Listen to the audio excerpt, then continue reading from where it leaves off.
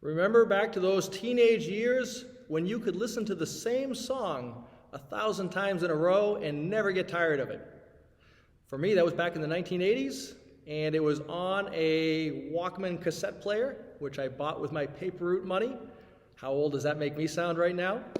And I would listen to the same songs over and over until the battery died. It would get really slow. And I would love hearing that same song, and it would be just as passionate for me as the first time I listened to it. And then you get older, and it doesn't happen like that anymore. I can listen to something and say, well, that's nice, and move on, but not that. But I did notice, as I got older, that my friends were getting married, having children, and their kids could watch the same videos a bazillion times in a row, whether that was the baby Mozart videos, Blue's Clues, Bob the Builder, Disney Frozen, whatever it was, and it would keep changing with each one of their little developmental stages. But they could watch that same video over and over without ever getting tired of it. And my poor friends would be listening to that same soundtrack in the background, losing their minds. Anytime it would be suggested, well, let's do something else now. Let's try to do something. Let's do this. No! Want to go back to that same video and watch it for the bazillionth and one time. And to think about when Jesus is calling us to pray unceasingly without getting tired, how do we pray like that, where it never gets old? And it's always like that first time, that first experience of love with God, like that. And there are, of course, Eastern monks who pray the Jesus prayer, something also very, very simple.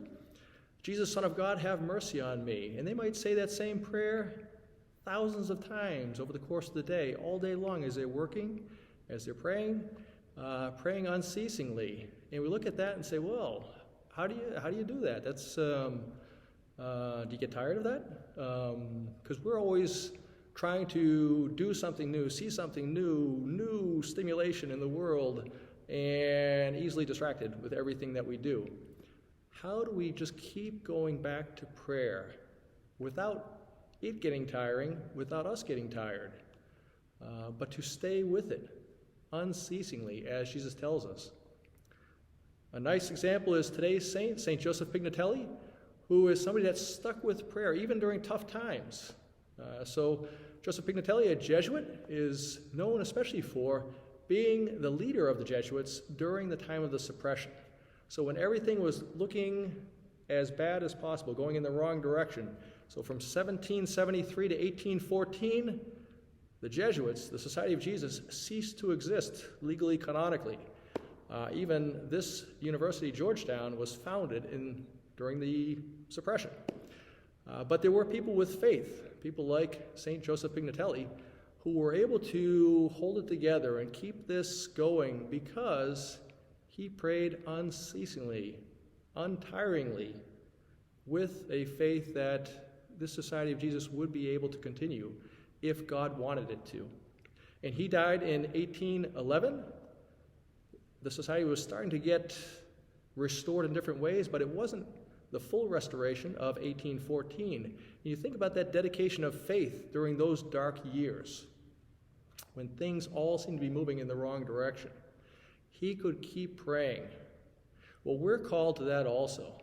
No matter how difficult our times are, our challenges, we are called to keep praying day in and day out. Jesus gives the example of that widow who never gives up praying for justice, for her family, for the world.